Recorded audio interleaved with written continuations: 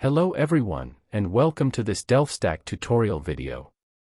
Today we will learn how to add trusted websites in Safari on your iPhone, so you can allow access only to specific sites and have better control over your browsing. To get started, open the Settings app on your iPhone.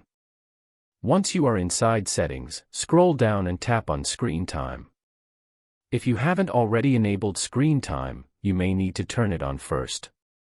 After that, scroll down and tap on Content Privacy Restrictions, and make sure this option is enabled. Now, tap on Content Restrictions. Now tap on App Store Media Web and Games, and then scroll down until you find Web Content. Tap on it to open more options.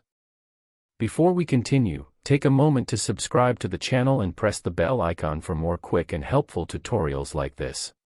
Inside the Web Content section, select the option called Only Approved Websites. This will restrict Safari to only open websites that you allow. Now, you will see a list of already approved websites.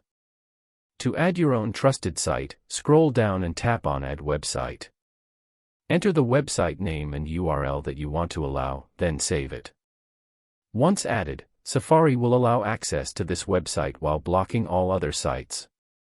You can repeat this step to add more trusted websites anytime you want.